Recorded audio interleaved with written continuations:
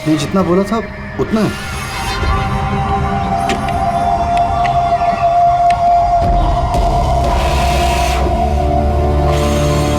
Good. अगला consignment अगले महीने की 5 तारीख को। जी। पैसे? गाड़ी में।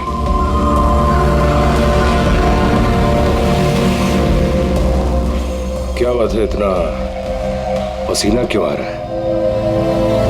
पसीना? नहीं तो। जिस स्कूल में तुझे एडमिशन नहीं मिला था ना, उस स्कूल का हेडमास्टर था मैं। क्या छुपा रहा है? नहीं, कुछ भी नहीं। ओह, तो ये बात है। किसने भेजा? सीआईडी को बुलाया तूने? विक्रांत को धोखा देना बहुत महंगा पड़ेगा तुझे।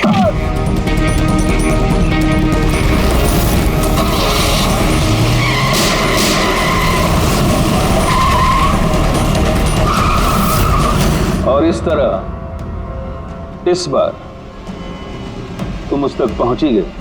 हाँ,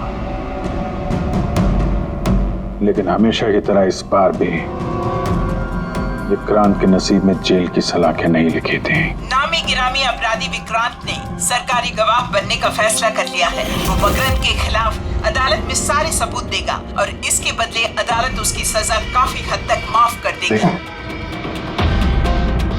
इन अपराधियों को पकड़ने के लिए हम लोग दिन रात एक कर देते हैं, अपने खून पसीना बहाते हैं। क्या इसलिए कि अदालत उनको दोबारा जुर्म करने के लिए छोड़ दे? अब अदालत को दोष मत दो अभिजीत। वैसे भी मकरंद के खिलाफ उनके पास ज्यादा सबूत थे नहीं, और हमारा काम मुजरिमों को पकड़ना है, ना कि उनकी सजा तय करना। यार, तो तुमको क्या लगता है, इसको छोड़ना सही है? अब सही तो नहीं है, पर हम लोग क्या कर सकते हैं, हैं?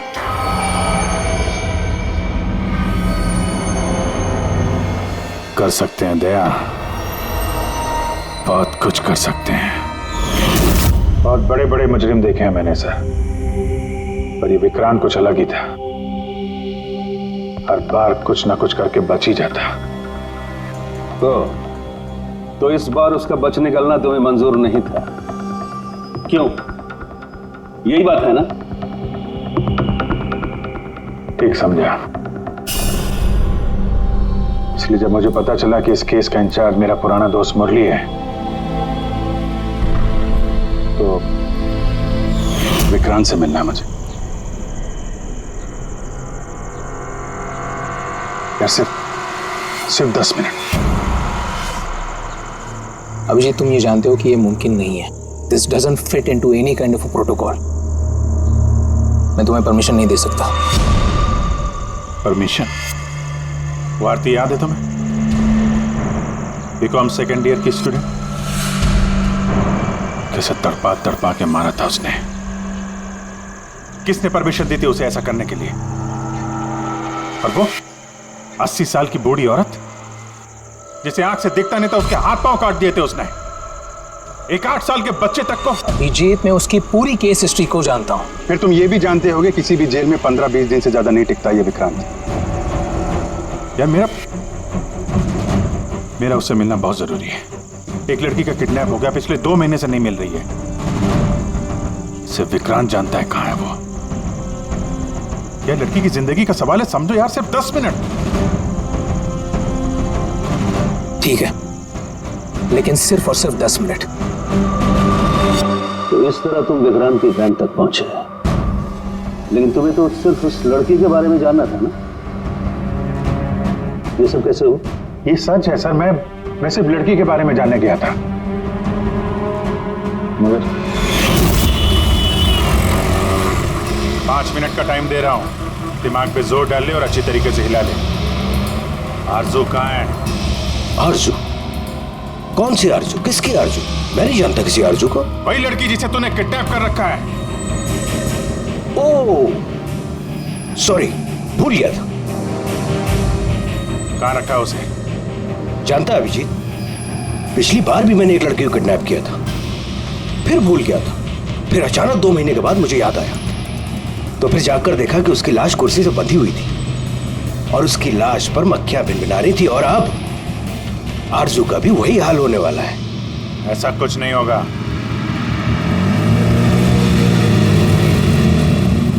कहाँ है आरजू? हाँ, याद आया, मेरी जेब में, निकाल ले।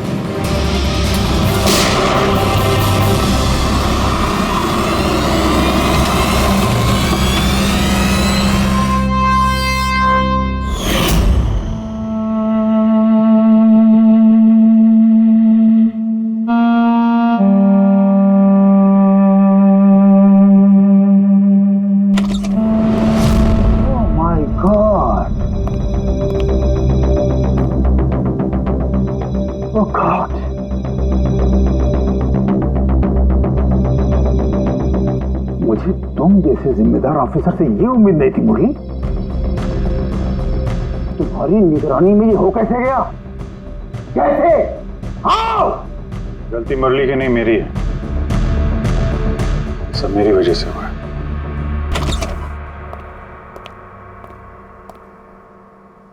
वाह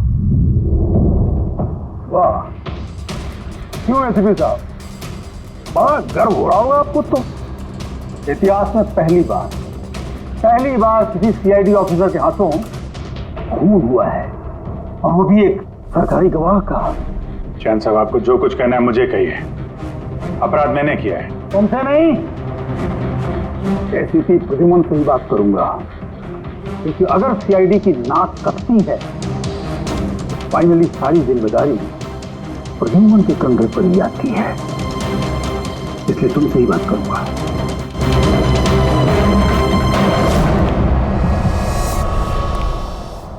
कैसे हुआ ये सब? पता नहीं सर कैसे हो गया। मैं तो सिर्फ उसे गन दिखा के डरा रहा था सर। गोली चलाने का कोई इरादा नहीं था सर मेरा। अच्छा। तो तुम सिर्फ गन दिखा रहे थे, हाँ? और गन अपने आप चल गई। तुम सीआईडी ऑफिसर हो या कोई नौसिखिए? I mean amateur shooter. मैं पहला सवाल, तुम वहां गए क्यों थे? जब कानून अपना काम कर रहा था तो तुमसे किसने कहा था बीच में टांग अड़ाने के लिए? जैन जी प्लीज, आप जरा शांति से बात कीजिए। अभिजीत एक सीआईडी ऑफिसर है, कोई राह चलता आदमी नहीं। देखो, अभिजीत मेरे लिए सिर्फ और सिर्फ एक मुजरिम है, मकरंद की तरह। हाँ, वैसे कितने रुपए लिए तुमने मकरंद से विक्रांत को मारने के लिए?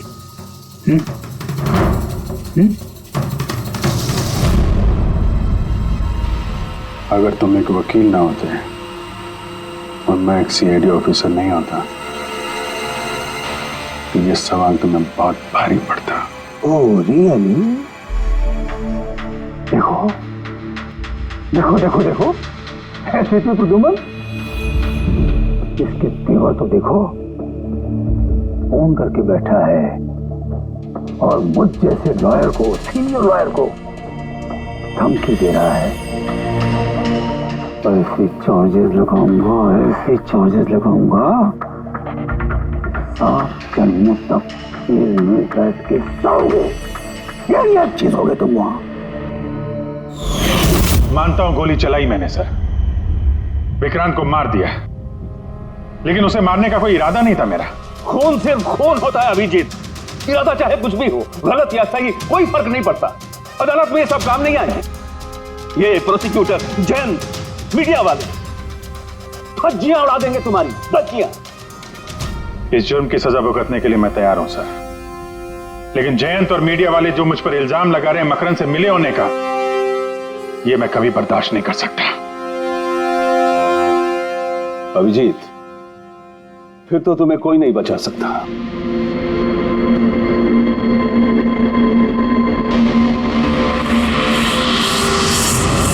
सारे सबूत और गवाह अभिजीत के खिलाफ है।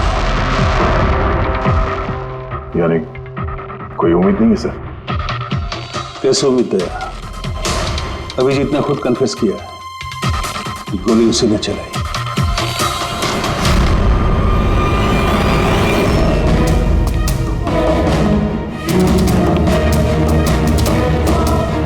विक्रांत की मौत अभिजीत की गोली से नहीं हुई है बॉस। मतलब ये कि विक्रांत को गोली लगी है ठीक फेफड़ों के नीचे, और जब गोली फेफड़ों के नीचे लगती है तो इंसान की मौत होने में 20 से 30 मिनट लगते हैं, और विक्रांत की मौत तुरंत हो गई थी। एग्जैक्टली। इसीलिए मैं कहता हूं विक्रांत की मौत अभिजीत की गोली से नहीं हुई है, इसकी कोई और वजह है। और क्या वजह हो सकती है? उस वैन में ड्राइवर अभिजीत और विक्रांत के अलावा और कोई नहीं था। एक गोली चली, वो भी अभिजीत के गन से।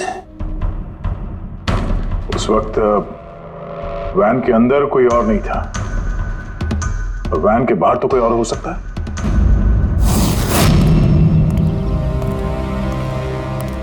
अभिजीत, उस वक्त गाड़ी के बाहर कोई था जिस वक्त गोली चली? नहीं, एक्चुअली पता नहीं, क्योंकि मेरा पूरा ध्यान तो विक्रांत पे था। अभिजीत, ठीक से याद करके बताओ, गोली चलने से पहले क्या हुआ था? कुछ अजीब हुआ था? कुछ भी? गोली चलने से पहले मैं विक्रांत से बात कर रहा था, और हाँ, अचानक वैन को झटका लगा, गाड़ी हिल गई और विक्रांत भी थोड़ा गिर गया, और मेरा भी संतुलन बिगड़ गया और गोली चल गई। एक मिनट, झटका लगा? किस तरह का झटका? जैसे सड़क पे अचानक से कोई गड्ढा आ गया, पूरी वैन हिल गई। लेकिन यहाँ तो सड़क बिल्कुल ठीक है, दूर दूर तक कहीं कोई स्पीड ब्रेकर भी नहीं है, स्मूथ। यहाँ गड्ढा कैसे आ सकता है? हाँ साहब, झटका लगा था, मेरी पूरी वैन यूं दाईं तरफ मुड़ गई।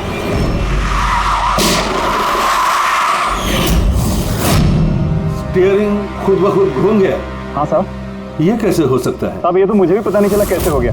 इससे पहले कि मैं वैन को संभाल पाता, पीछे से गोली चलने की आवाज आ गई।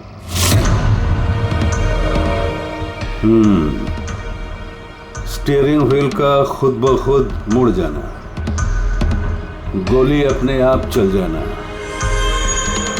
सड़क पे कोई गड्ढा भी नहीं है। आखिर यहां हुआ तो क्या हुआ?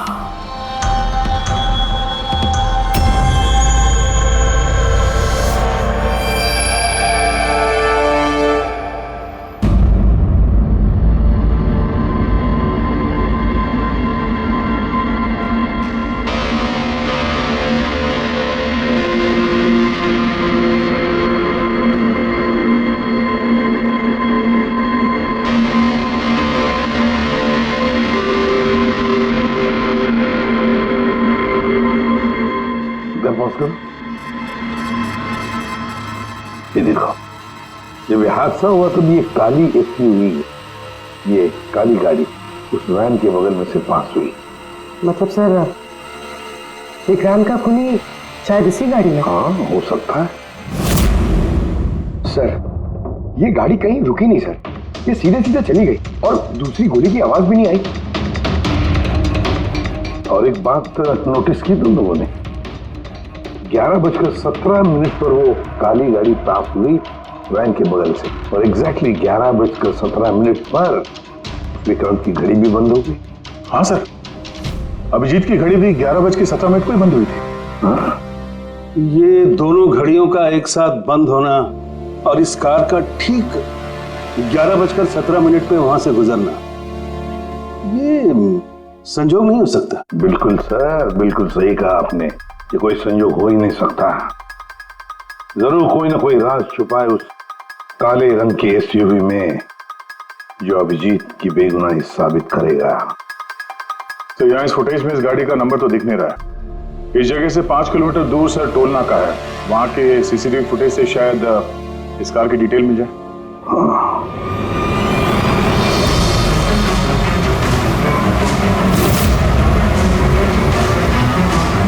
अगर वो गाड़ी टोल नाका से गुजरी ही नहीं तो यहीं कहीं आसपास होनी चाहिए, इसी इलाके में। सर, वो देखिए, काले रंग की कार?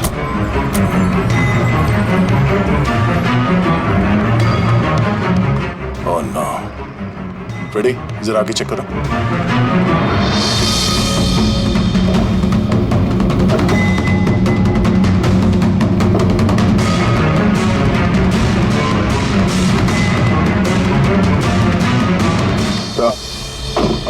ये वही काली एसयूवी है, जला दी गई है।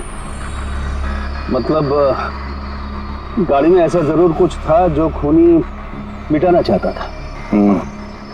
सर, ना तो नंबर प्लेट दिख रही है और ना ही चेसी नंबर। सारे सबूत मिटा दिए मुजरिम ने।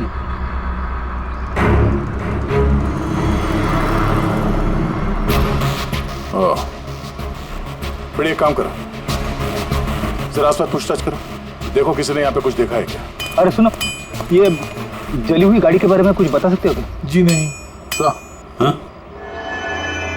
ये देखिए, सीट के नीचे ये डिवाइस पड़ा था। Electric device. हाँ सारुण के, क्या डिवाइस है, कुछ पता चला? हाँ बस पता तो चल गया है, लेकिन इसे अच्छी तरह से समझाने के लिए मुझे एक डेमो देना पड़ेगा आप लोगों को। मान लीजिए कि ये विक्रांत है और हम इसे मारना चाहते हैं, लेकिन हम इसके करीब नहीं जा सकते, तो फिर इसे कैसे मारा जाए? कैसे? डॉक्टर सारुंखी, हमें पता होता तो आपके पास क्यों आते? प्लीज आगे बताइए। हाँ बताता हूं।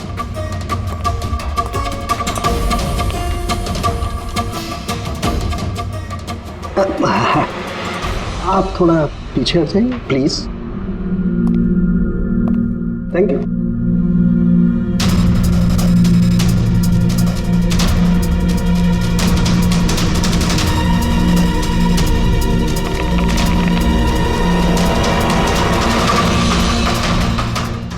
देखा आपने,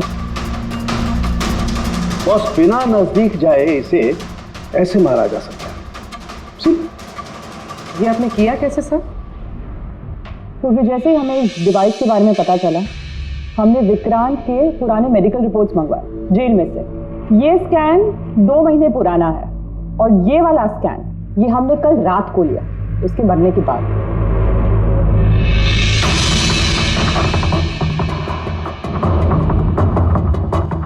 सारुंखी, इस पहले वाले स्कैन में एक छोटी सी चीज अटकी हुई है वहां उसके सिर में।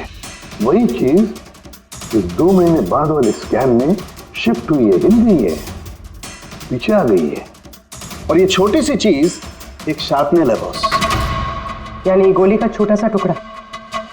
और फिर ये शार्पनेल वहां से इस तरफ शिफ्ट हो गया, जिस वजह से विक्रांत की सबड्यूरल हेमेटोमा यानी ब्रेन ब्लीडिंग की वजह से मौत हो गई। पर ये शार्पनेल अपनी जगह से हिला कैसे? उसी डिवाइस की वजह से जो हमें जलती हुई गाड़ी में से मिला। तो गोलियों के टुकड़े को हिलाने का डिवाइस ही है? सिर्फ गोलियां नहीं दया, इसने और भी बहुत सारी चीजें हिलाई, जैसे कि विक्रांत के हाथों की हथकड़ी, पुलिस वैन का स्टीयरिंग व्हील, दोनों की हाथ की घड़ी के कांटे, यहां तक कि अभिजीत की गन भी।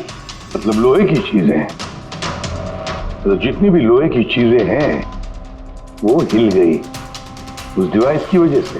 Exactly boss. और लोहे का सबसे बड़ा आशिक है मैग्नेट, चुंबक। बॉस, ये है वो चुंबक जिसके जरिए मैंने इसे उड़ाया। यानी उस काली वैन में भी एक ताकतवर लौ चुंबक था, जिसकी वजह से पूरी की पूरी वैन दाईं तरफ चली गई और अभिजीत की मेटल की गन वो भी अपने आप चल गई। हाँ, और विक्रांत के सिर में जो अटका हुआ शार्पनेल का टुकड़ा है वो भी शिफ्ट हुआ। सर, इतनी प्लानिंग के साथ तो वही मार सकता है जिसे शार्पनेल के बारे में पहले से पता था, उसका कोई करीबी।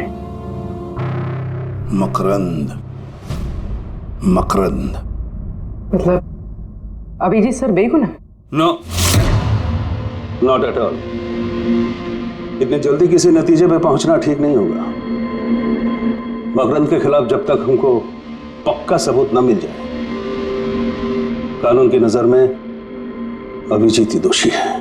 मकरन के खिलाफ सबूत तो वही देगा ना जो विक्रांत के सेफ हाउस के बारे में जानता था, वरना मकरन को कैसे पता कि विक्रांत किस रास्ते से कोर्ट पहुंचेगा। और विक्रांत की खुफिया जानकारी सिर्फ मुरली और उसके बाकी साथियों के पास थी। आप लोग ऐसा सोच भी कैसे सकते हो सर कि हम में से कोई गद्दारी कर सकता है? जितने ईमानदार आप लोग हैं ना, उतने ईमानदार हम लोग भी हैं। विक्रांत को कहां और कौन से सेफ हाउस में रखा गया था ये सिर्फ आप लोग जानते थे और कोई नहीं। ये सच है ना? हाँ सर, नहीं पता थी। यहाँ तक हमारे घर वालों को पता नहीं थी, तो फिर हम बाहर वालों पे क्यों इल्जाम लगाएंगे? शायद पैसों के लिए किसी ने मकरन को यह जानकारी दी हो। प्लीज साहब, हम भी पुलिस वाले हैं, जान की बाजी हम भी लगाते हैं। आप इस तरह इंफॉर्मेशन कहीं ना कहीं से तो लीक हुई है मरले। हाँ सर, एक्चुअली मैं भी वही सोच रहा हूँ, क्योंकि सेफ हाउस में 24 घंटे सीसीटीवी कैमरे लगे हुए थे, तो अगर भी कोई बाहर वाला अंदर नहीं आ सकता। क्या कहा आपने? चाहकर भी कोई बाहर वाला अंदर नहीं आ सकता? हाँ सर। झूठ! बाहर वाला कोई भी अंदर नहीं आया था। हाँ? क्यों? I am sorry sir, actually Jain ji कभी कभी आते थे। कभी कभी जैन जी आते थे? Yes sir. और कभी कभी जैन जी किस लिए आते थे? क्योंकि जैन जी मकरन को हर हालत में जेल तक पहुंचाना चाहते थे। अच्छा, तो कहीं ये जयंती वो गद्दार तो नहीं है? वैसे भी कुछ ही दिनों में रिटायरमेंट होने वाला था, आखिरी केस था उनका। सोचा होगा संन्यास लेने से पहले थोड़े बहुत पैसे बना लो। सर, हाँ सर, राकेश जयंत ने काफी पैसे बनाए। अभी 10 दिन पहले इसने पुणे में 10 करोड़ का फार्म हाउस खरीदा है। क्या? हाँ सर, ये रहे उस पार्टी के फोटोग्राफ।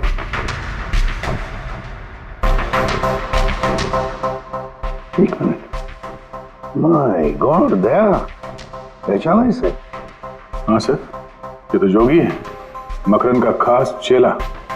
जोगी मकरन का खास चेला, और वो भी जयंत की पार्टी में।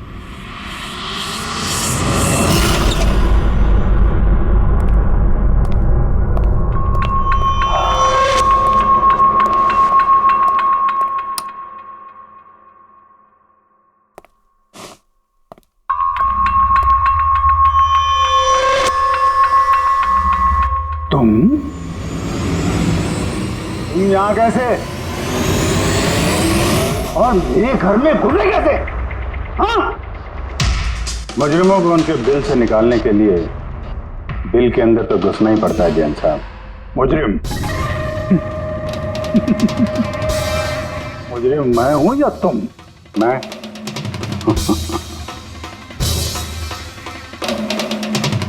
लेकिन ये तस्वीर ये कुछ और ही कहानी कह रही है।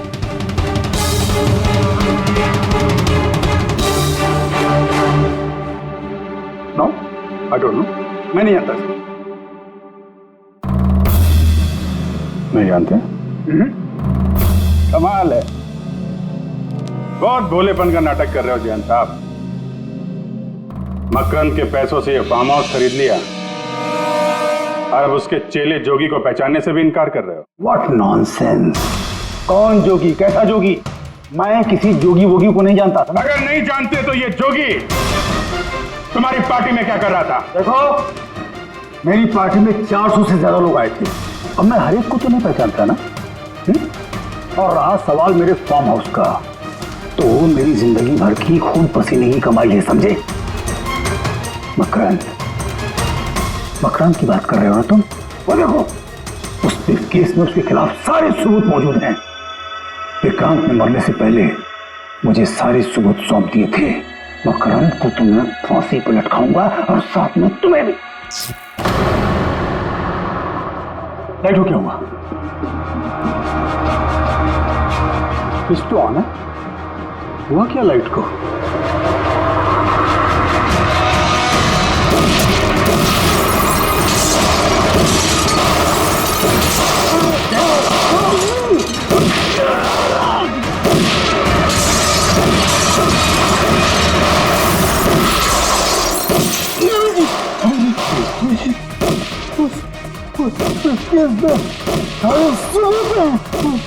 मकान के हाथ नहीं आना। जैन जी,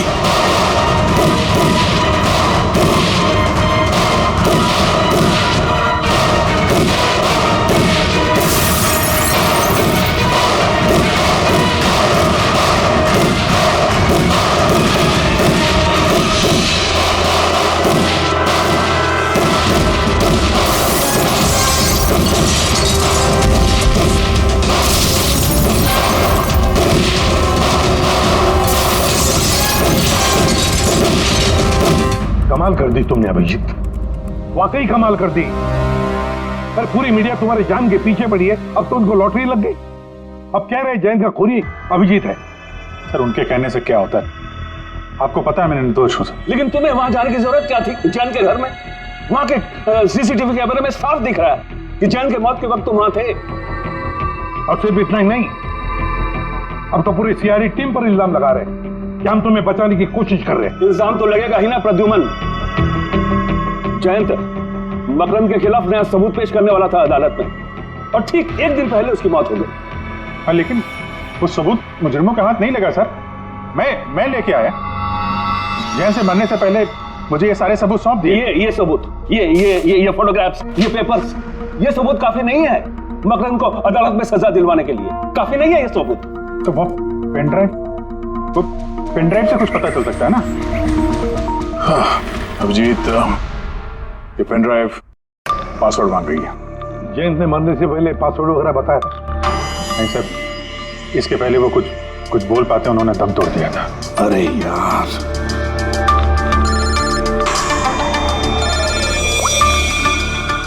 हेलो, हाँ पूर्वी। अच्छा, ओके, ठीक है। अच्छा, पता चल गया जोगी को जैन जी की पार्टी में कौन लेके गया था? कौन लेके गया था? खुद जैन जी की पीए सोनल।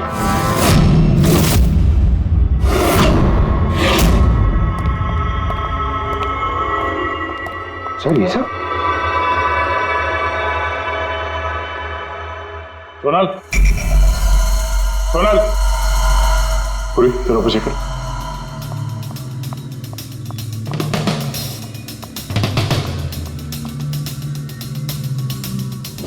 सोनल,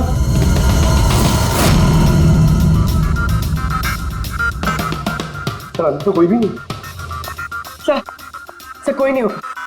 तो सोनल गई कहाँ?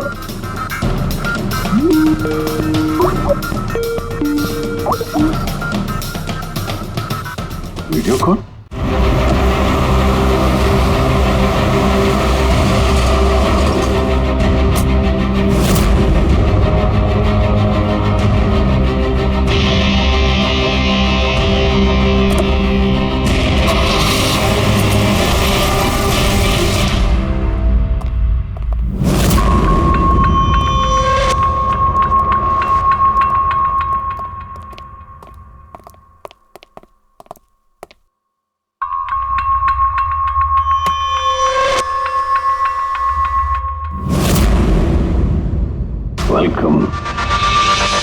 वेलकम अभिजीत।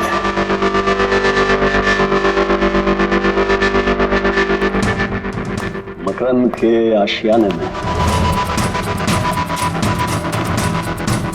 तुम्हारा स्वागत है।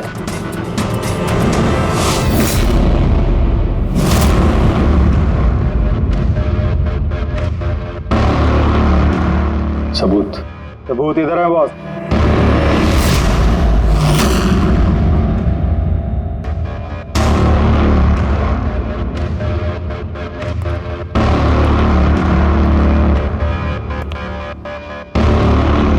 मकरंद, सबूत तुम्हें मिल चुका है, अब सोनल को जाने दो।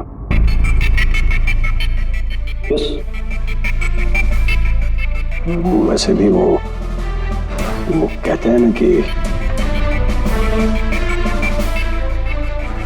मरने वाले की अंतिम इच्छा अधूरी नहीं रहनी चाहिए। सोनल को बुलाओ।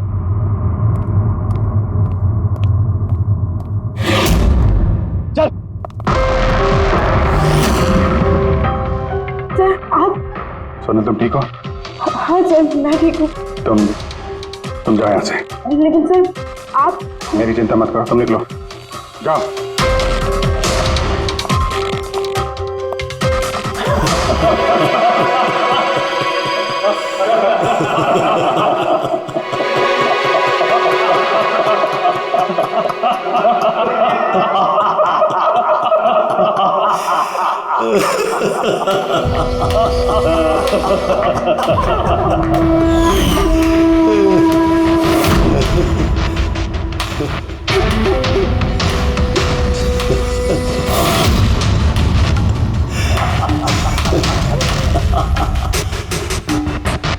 सोनल, तुम भी? मानते हो ना मेरे दिमाग को? तुम सीआईडी वालों को भी मैंने चकमा दे दिया।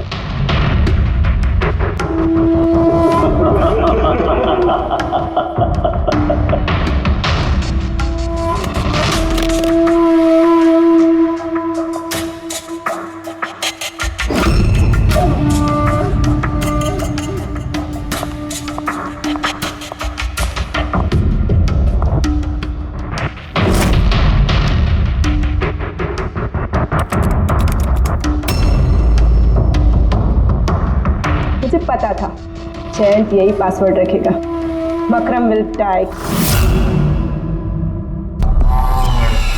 Now, stop conversation. Start the operation.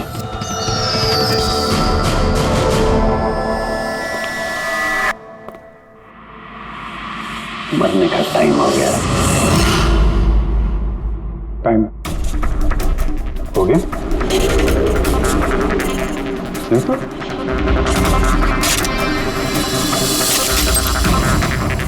ओहो, मैग्नेट। तुम लोगों को क्या लगा? चुंबक को हथियार बनाना सिर्फ तुम लोगों को आता है?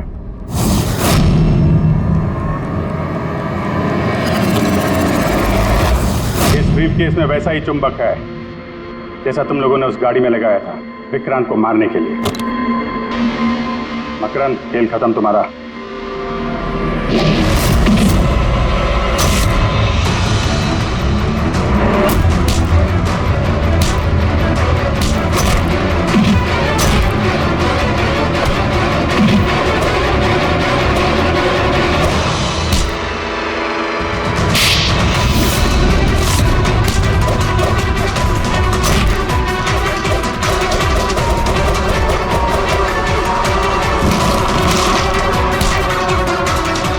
पैसों के लिए अपने बॉस को धोखा दिया?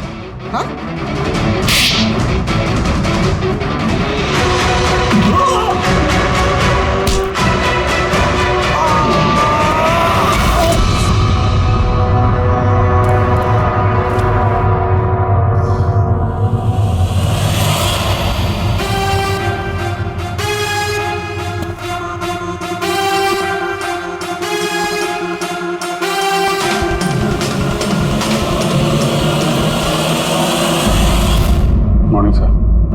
कॉन्ग्रेचुलेशन अभिजीत, फाइनली तुम पर लगे सारे इल्जाम आज धुल ही गए और एक बार फिर उसी गर्व के साथ तुम सीआईडी की ड्यूटी ज्वाइन कर सकते हो। Thank you sir. सर, हमने आरजू को बचा लिया सर। मकरन के साथियों को पता था कि विक्रांत ने उन्हें कहाँ कैद करके रखा था, पर सर जयंत जी का सपना पूरा नहीं हो पाया मकरन को जेल भेजने का। चलो जो भी है, all well that ends well.